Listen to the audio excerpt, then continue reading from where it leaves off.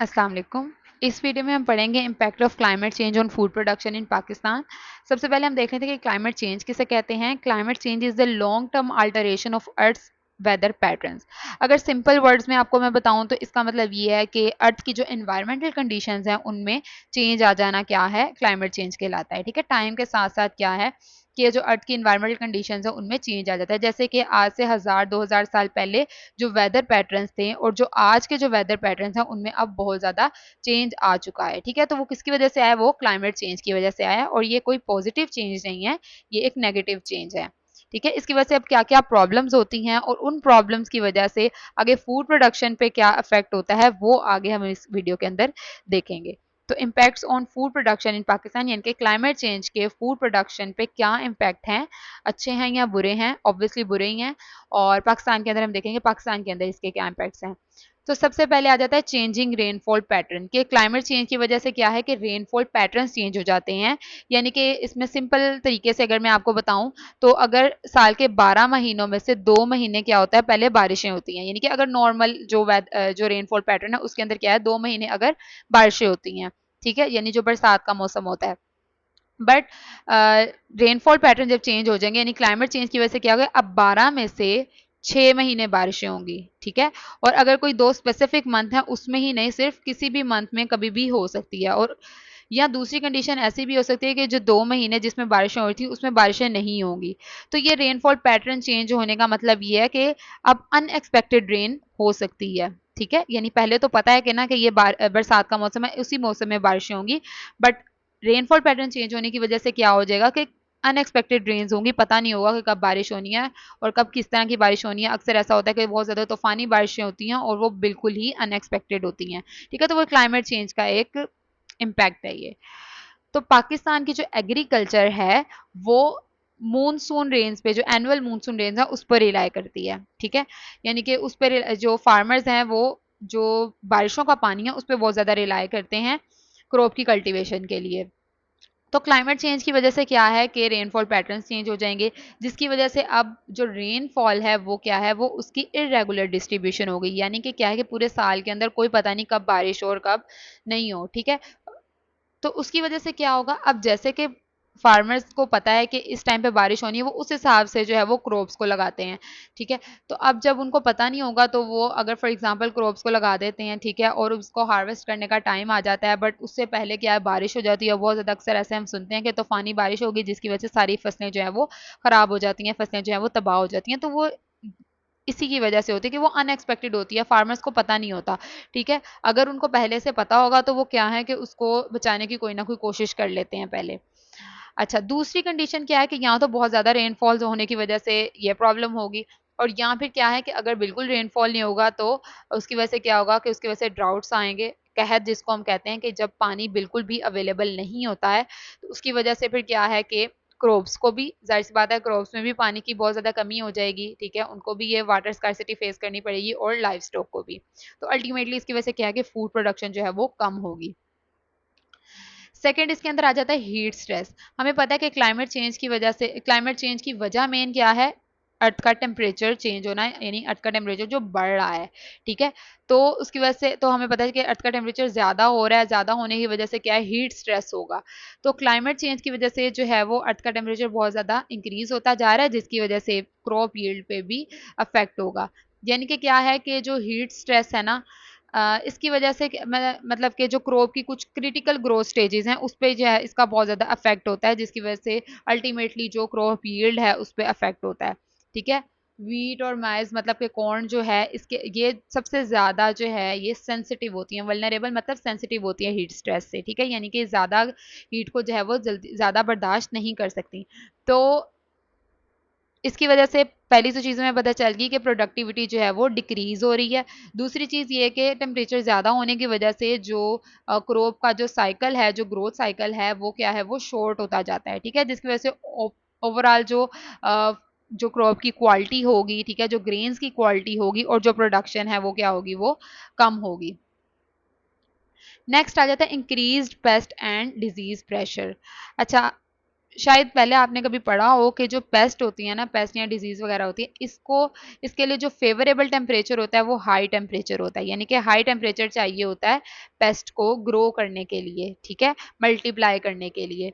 तो जब अर्थ का टेम्परेचर ज़्यादा होता जा रहा है तो इट मीन्स कि जो पेस्ट है इसको मौका मिल गया ज़्यादा मल्टीप्लाई होने का, ज़्यादा ग्रो होने का, ठीक है।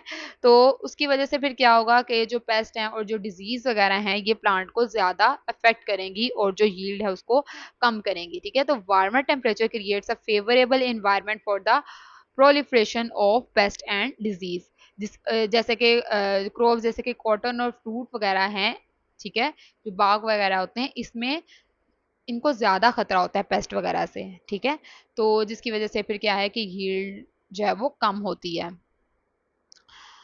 अच्छा, उसके अलावा इससे इससे बचने के लिए क्या किया जाए, इंटीग्रेटेड पेस्ट मैनेजमेंट प्रैक्टिसेस की जाती हैं ताकि जो है वो पेस्ट और डिजीज़ का जो है इफेक्ट है वो कम से कम हो। जैसे कि बायोलॉजिकल कंट्रोल किया जाता है। बायोलॉजिकल कंट्रोल मतलब कि जो बायोलॉजिकल जो यानी कि लिविंग ऑर्गेनिजम्स को यूज़ करते हुए कंट्रोल किया जाता है इनको, या फिर उसके अलावा क्रॉप की जो वैराइटीज़ हैं वो रेजिस्टेंट क्रॉप वैराइटीज़ जो हैं वो बनाई जाती हैं, यानी कि वो क्या है कि उनको फिर ये पेस्ट और डिजीज़ जो है अफेक्ट नहीं कर पाती। जो क्रॉप्स हैं वो उनको रेजिस्ट करती हैं, क्रॉप में जो है वो रेजिस्टेंस होती है ऑलरेडी, वो मुकाबला कर सकती हैं इन पेस्ट और डिजीजेस का। नेक्स्ट आ जाता है वाटर स्कार्सिटी। अच्छा, अब हमें पता है कि अर्थ का टेम्परेचर चूंकि इंक्रीज होता जा रहा है जिसकी वजह से जो ग्लेशियर्स हैं हिमालयाज में, जो ग्लेशियर्स हैं वो क्या हैं, मेल्ट होते जा रहे हैं, ठीक है। हिमालय से जो ग्लेशियर्स जो मेल्ट होते जा रहे हैं उसका पानी आ रहा है इंडस रिवर में, ठीक है। तो उसके अंदर क्या है कि अब जब ये मेल्ट होते जाएंगे उसकी वजह से पानी ज़्यादा आएगा रिवर के अंदर, ठीक है। रिवर के अंदर जब बहुत ज़्यादा पानी आएगा तो रिवर फ्लो जो है वो इंक्रीज हो जाएगा जिसकी वजह से क्या है कि फ्लड आएंगे, ठीक है। लेकिन यहाँ पर तो हम पॉइंट पढ़ रहे हैं वाटर स्कार्सिटी की, पानी की कमी होती है, तो जब फ्लड आएंगे तो पानी की कमी कैसी होगी, यहाँ पर ये क्वेश्चन आता है। तो इसका आंसर ये है कि पहले तो देखें कि ग्लेशियर्स मेल्ट होते जा रहे हैं, ठीक है, पानी आता जा रहा है, फ्लड आ गए, लेकिन क्या है कि जब ग्लेशियर्स मेल्ट होते जा रहे हैं तो वो श्रिंक भी तो होते जा रहे हैं ना, तो एक ऐसा टाइम आएगा कि वो इतने ज़्यादा श्रिंक हो जाएंगे कि फिर अल्टीमेटली बाद में जो है वो रिवर को पानी वहां से उस तरह से नहीं मिल पाएगा, ठीक है। तो लॉन्ग टर्म अगर हम इसका इफेक्ट देखें तो क्या है कि रिवर फ्लो फिर जो है वो डिक्रीज हो जाएगा जिसकी वजह से पानी की कमी होगी, ठीक है। और इसके जो इम्पैक्ट है वो कैश क्रॉप्स जैसे कि कॉटन और शुगर केन वगैरह है उनको बहुत ज़्यादा पानी चाहिए होता है ग्रो करने के लिए, ठीक है। तो उन पे जो है वो इम्पैक्ट होगा। अच्छा, यहाँ पर कैश क्रॉप है, आगे हम एक और टर्म पढ़ेंगे जिसे हम स्टेपल क्रॉप्स कहते हैं। तो कैश क्रॉप्स वो क्रॉप्स होती हैं जिनको इनिशियली इसलिए उगाया जाता है ताकि उसको बेच के पैसे कमाए जा सकें, ठीक है। तो कैश क्रॉप सुनेंगे नाम से जो है वो हम याद रख सकते हैं कि वो क्रॉप्स जिनको इसलिए उगाया जाता है ताकि उनको बेच के उनसे पैसे कमाए जा सकें, जैसे कि कॉटन और शुगर केन वगैरह है, ठीक है। अच्छा, नेक्स्ट है impact on life stock. Temperature ज़्यादा होने की वजह से ना तो सिर्फ क्रॉप्स पे इम्पैक्ट होता है बल्कि लाइफ स्टॉक पे भी इम्पैक्ट होता है, यानी कि क्या होता है कि मिल्क प्रोडक्शन रिड्यूस होती है उनकी, ज़्यादा हीट की वजह से वेट लॉस होता है और अक्सर एनिमल्स की जो है वो डेथ भी हो जाती है। तो इसकी वजह से ओवरऑल फूड प्रोडक्शन पे तो इम्पैक्ट हो ही रहा है, बल्कि जो रूरल कम्युनिटीज़ हैं यानी कि जो गांव में ज़्यादातर लोग रहते हैं वो इस लाइफ स्टॉक के ऊपर बहुत ज़्यादा डिपेंड करते हैं, यानी कि अपनी जो है इनकम के लिए भी, ठीक है, और रहने के लिए भी वो इन पे बहुत ज़्यादा इम्पैक्ट करते हैं, तो उनको जो है वो सबसे ज़्यादा इसकी वजह से नुकसान जो है वो उठाना पड़ता है। नेक्स्ट आ जाता है फूड सिक्योरिटी। फूड सिक्योरिटी मतलब कि फूड की कमी हो जाती है। तो अब हम इतने सारे जो इम्पैक्ट्स पड़े हैं उसकी वजह से हम देख रहे थे क्या हो रहा है, फूड प्रोडक्शन कम होती जा रही है, ठीक है। तो क्रॉप यील्ड जब कम होती जाएंगी और एग्रीकल्चर पैटर्न यानी कि कम होते जाएंगे तो अल्टीमेटली इसका क्या इम्पैक्ट होगा कि पाकिस्तान के अंदर फूड सिक्योरिटी हो जाएगी, यानी कि खाने की जो है वो बहुत ज़्यादा कमी हो जाएगी। अच्छा, अब यहाँ पर वो आगे टर्म स्टेपल क्रॉप, जैसे मैंने आपको पहले कहा था कि हमने पहले पढ़ी कैश क्रॉप और दूसरी टाइप होती है स्टेपल क्रॉप। स्टेपल क्रॉप वो होती हैं जो कि एसेंशियल क्रॉप्स होती हैं, मतलब कि जो खाने के लिए जो बेसिक फूड हमारा होता है ना वो स्टेपल क्रॉप्स होती हैं, ठीक है। तो जब क्लाइमेट चेंज होगा इसकी वजह से अब ये जो स्टेपल क्रॉप्स हैं ये लेस रिलायबल हैं, ठीक है, यानी कि ये उस तरह से नहीं बन पाएंगी। जब क्रॉप यील्ड जाहिर सी बात है कम होती जा रही है, स्टेपल क्रॉप्स नहीं मिलेंगी, ठीक है। तो उसकी वजह से फिर क्या होगा, उसकी वजह से लोगों को ये प्रॉब्लम होगी कि उनको सही जो है वो न्यूट्रिशन वाली डाइट नहीं मिलेगी, ठीक है, अच्छी डाइट नहीं मिलेगी। और उसके अलावा जो है वो इसकी वजह से फिर मेल न्यूट्रिशन और हेल्थ इश्यूज वगैरह हो सकते हैं। नेक्स्ट आ जाता है सोशो इकोनॉमिक इम्प्लीकेशंस। अच्छा, अब पाकिस्तान का जो एग्रीकल्चर सेक्टर है ये बहुत सारे लोगों को जो है वो इसकी वजह से जॉब्स मिलती हैं, बहुत सारे लोगों के घर चलते हैं इसकी वजह से, ठीक है। तो स्पेशली जो है अगर हम रूरल एरियाज़ की बात करें, जो गाँव के लोग हैं वो ज़्यादातर इसी पे जो है वो डिपेंड करते हैं अपनी लिविंग के लिए। तो क्लाइमेट चेंज की वजह से क्या है, इसकी वजह से जो चैलेंजेस हो रहे हैं, इसकी वजह से बहुत सारे प्रॉब्लम्स होंगे, यानी कि एक तो इकोनॉमी कम होगी, दूसरी बात है कि अनएम्प्लॉयमेंट होगी और गुर्बत और ज़्यादा बढ़ती जाएगी, पॉवर्टी और ज़्यादा बढ़ती जाएगी, ठीक है। तो इसकी वजह से अब जब ज़ाहिर-सी बात है, अब अगर रूरल एरियाज़ में ये सब प्रॉब्लम्स होंगी, जब लोगों को जो है वो काम नहीं होगा उनके पास करने को, तो फिर वो क्या करेंगे, उसकी वजह से वो माइग्रेट करेंगे सिटीज़ की तरफ, ठीक है, अर्बन एरियाज़ की तरफ वो माइग्रेट करेंगे, जिसकी वजह से जो अर्बन एरियाज़ हैं वो क्या होंगे, वो ओवर क्राउडेड हो जाएंगे, वहाँ पर और ज़्यादा ओवर पॉपुलेशन हो जाएगी। तो ये सारे प्रॉब्लम्स थे जो हमने देखे कि फूड प्रोडक्शन पे क्या-क्या इम्पैक्ट्स होते हैं क्लाइमेट चेंज के। तो अब हम थोड़ा-सा देख लेते हैं कि इसको कंट्रोल किस तरह से किया जाता है। सबसे पहले है sustainable farming practices. Sustainable farming practices जो है उनको प्रमोट किया जाता है ऐसी टेक्नीक को। जैसे कि आ जाता है, इसमें हम कुछ एग्जांपल्स देख लेते हैं, क्रॉप रोटेशन, एग्रो फॉरेस्ट्री और ऑर्गेनिक फार्मिंग वगैरह।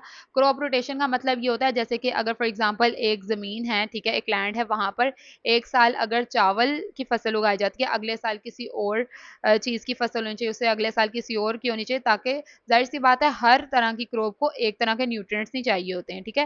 ताकि ऐसा ना हो कि एक ही तरह की अगर हम क्रॉप उगाते रहें तो उसकी वजह से क्या है कि सारे वो न्यूट्रिएंट्स सॉइल में से खत्म हो जाए। तो क्रॉप रोटेशन इसे कहते हैं। एग्रो फॉरेस्ट्री का मतलब क्या होता है? एग्रो फॉरेस्ट्री का मतलब होता है क्रॉप्स और जो है ना ट्रीज़, उनको एक ही लैंड पे एक वक़्त में ग्रो किया जाता है, ठीक है? ऑर्गेनिक फार्मिंग में आ जाता है ऐसी फार्मिंग टेक्निक जिसके अंदर किसी भी तरह के केमिकल्स का यूज़ नहीं किया जाता। तो इन मेथड्स की वजह से सॉइल फर्टिलिटी बेहतर होती है, इरोजन कम होती है और जो सॉइल की वाटर रिटेंशन एबिलिटी है, यानी कि पानी को अपने अंदर, पानी को रिटेन करने की एबिलिटी है, पानी को अपने साथ रखने की एबिलिटी है, वो बेहतर होती है, जिसकी वजह से एग्रीकल्चर जो है वो ज़्यादा बेहतर होती है, ठीक है। और जो भी जो क्लाइमेट चेंज होगा उसको जो है वो फिर उसका मुकाबला कर सकती है। नेक्स्ट आ जाता है वाटर मैनेजमेंट। मेन सारा इसमें प्रॉब्लम ही वाटर का आ रहा है कि पानी की कमी भी हो जाती है। तो उसको किस तरह से अब हमने मैनेज करना है कि इरिगेशन सिस्टम जो है उनको बेहतर करना है, ठीक है? ऐसे इरिगेशन सिस्टम होने चाहिए जिसमें कम से कम वाटर वेस्टेज हो, जैसे ड्रिप और स्प्रिंकलर इरिगेशन सिस्टम, जिसके अंदर क्या है कि पानी का वेस्टेज बहुत कम होता है, ठीक है? और उसके अलावा जो रेन वाटर है उसको भी यूज़ करने को प्रमोट करना है और पानी को जो स्टोर करने के डिफरेंट तरह के सिस्टम होने चाहिए, ताकि पानी जो है अगर जैसे ड्राउट्स वगैरह की कंडीशन के अंदर पानी जो है वो अवेलेबल हो सके। नेक्स्ट आ जाता है क्रॉप डाइवर्सिटी, यानी कि फार्मर्स को इतना एजुकेट करना है कि वो डिफरेंट तरह की क्रॉप्स को उगाएं, ठीक है, क्या कहते हैं, डाइवर्स रेंज ऑफ क्रॉप्स को उगाएं, कि उसकी वजह से क्या होता है कि जब भी किसी तरह का कोई रिस्क आता है तो ज़रूरी नहीं है कि सारी क्रॉप्स को ही वो अफेक्ट करे, ठीक है। कुछ क्रॉप्स के अंदर एबिलिटी होगी कि वो उसको जो है वो उसका मुकाबला कर सकें, ठीक है। और यहाँ जिस तरह पेस्ट वगैरह होती हैं, पेस्ट भी हर तरह की क्रॉप को या डिजीज़ जो है वो हर तरह की क्रॉप को नहीं एक ही डिजीज़ अफ़ेक्ट करेगी। तो इसलिए जो है वो डिफ़रेंट तरह की क्रॉप्स होनी चाहिए, ताकि उसमें से कोई ना कोई जो है वो उसको जो है वो फ़ाइट कर सके और रह सके। फिर आ जाता है resistant and climate adaptive crop varieties, यानी कि ऐसी क्रॉप वैराइटीज़ बनाई जाएँ जो कि ये जो डिज़ीज़ रेजिस्टेंट भी हों और जो क्लाइमेट के हिसाब से भी जो है वो क्लाइमेट को अडेप्ट कर सकें, ठीक है। यानी कि जिस तरह अगर बहुत ज़्यादा हीट है या पानी अवेलेबल नहीं है, ठीक है, तो इस तरह के, या बहुत ज़्यादा पानी आ जाता है, तो इस तरह के जो क्लाइमेट है उसके अंदर क्या है कि अपने आप को वो अडेप्ट कर सके वहाँ के लिए, ठीक है। तो इस तरह की वैराइटीज़ बनानी चाहिए और इसके ऊपर एक वीडियो है जिसके अंदर मैंने बताया हुआ है कि डिजीज़ रेज़िस्टेंट किस तरह से क्रॉप वैराइटी बनती है। वो जीन क्लोनिंग के थ्रू बनती है, वो जीन क्लोनिंग एग्रीकल्चर ऐसे करके एक टॉपिक है, वो अपलोड किया हुआ है, वहाँ से देख सकते हैं। उसके बाद है अर्ली वार्निंग सिस्टम, यानी कि ऐसे सिस्टम्स होने चाहिए, ऐसे मॉनिटरिंग सिस्टम होने चाहिए जो कि पहले से वार्न कर सकें। ठीक है, यानी कि क्या होता है कि जैसे महकमा मौसमियात होता है, उसमें क्या होता है कि वो पहले से वार्न कर देते हैं जब कोई बहुत ज़्यादा बारिशें होनी हो, कि अगला हफ्ता बारिशों में जाएगा, या इस तरह के जो भी कंडीशंस होती हैं उससे पहले वार्न कर देते हैं फार्मर्स को, ताकि फार्मर्स जो हैं वो उसको जो अपनी क्रॉप्स हैं उनके लिए कोई भी प्रिवेंटिव मेजर्स ले सकें। ठीक है, तो इस तरह के सिस्टम्स होने चाहिए। फिर आ जाता है afforestation and biodiversity conservation. Afforestation मतलब कि ज़्यादा से ज़्यादा दरख्त लगाए जाएँ, ठीक है, और जिसकी वजह से जो है वो क्लाइमेट चेंज है उस पर हम किसी तरह से काबू पा सकें। और बायोडाइवर्सिटी कंजर्वेशन यानी कि जो नेचुरल हैबिटेट्स हैं उनको प्रोटेक्ट करना है, ताकि जो है इसकी वजह से इन दोनों कामों की वजह से एक तो सोइल इरोजन कम होगी, ठीक है, उसके अलावा बहुत सारे बेनिफिशियल ऑर्गेनिजम्स हैं उनको भी रहने की जो है वो जगह मिलेगी। उसके बाद आता है सोइल हेल्थ मैनेजमेंट। अच्छा, अब ये जो क्रॉप्स हैं लग तो सोइल में रही हैं, तो सोइल की हेल्थ बहुत ज़्यादा इंपॉर्टेंट होती है। तो सोइल की हेल्थ को जो है वो मेंटेन करने के लिए क्या किया जाता है, कवर क्रॉपिंग। कवर क्रॉपिंग के अंदर क्या है कि यानी कि सॉइल को कवर करने के लिए क्रॉप्स को लगाया जाता है। ठीक है, यानी कि प्लांट को सॉइल को कवर करने के लिए लगाया जाता है, हार्वेस्ट करने के लिए नहीं, उसको कवर करने के लिए। उसके अलावा रिड्यूस टिलेज, यानी कि उसको कम से कम खोदा जाए। ठीक है, और प्रॉपर न्यूट्रिएंट मैनेजमेंट, यानी कि हमें पता होना चाहिए कि सोइल को किस तरह का न्यूट्रिएंट चाहिए, वो सारे जो न्यूट्रिएंट्स हैं वो उसको सोइल को प्रोवाइड किए जाएं। ठीक है, तो जितनी हेल्दी सोइल होगी उतना ज़्यादा वो क्लाइमेट इम्पैक्ट से जो है वो फाइट कर सकती है। फिर आ जाता है क्लाइमेट रिजिलियंट इंफ्रास्ट्रक्चर। ऐसा इंफ्रास्ट्रक्चर बनाएं कि जो एक्सट्रीम वेदर इवेंट्स हैं, जैसे कि फ्लड्स वगैरह होते हैं, इनसे जो है वो क्या कहते हैं उससे बचने में मदद कर सके, जैसे कि फ्लड बैरियर्स वगैरह बनाए जाएं। उसके अलावा स्टोरेज फैसिलिटीज़ बहुत अच्छी होनी चाहिए, और उसके अलावा जो है वो क्लाइमेट रिजिलियंट बिल्डिंग्स होनी चाहिए जो कि इस तरह के एक्सट्रीम क्लाइमेट जो कंडीशंस हैं उसमें जो है हमें बचने में मदद दे सकें। तो ये सारे थे हमारे इसके अंदर कंट्रोल के, किस तरह से हम इसको कंट्रोल कर सकते हैं। ठीक है, और हमने इसके अंदर सारा देखा कि इम्पैक्ट्स क्या होते हैं, फूड प्रोडक्शन पे क्या इम्पैक्ट्स होते हैं क्लाइमेट चेंज के। उम्मीद है आपको इस टॉपिक की समझ आई होगी। अगर आपको किसी और टॉपिक पे कुछ समझना है, कोई कन्फ्यूजन है, तो वो आप कमेंट सेक्शन में बता सकते हैं। अगर आपको इस टॉपिक की सही से समझ नहीं आई, कोई इसमें कोई पॉइंट में किसी पॉइंट में कन्फ्यूजन है, तो वो भी आप कमेंट सेक्शन में पूछ सकते हैं।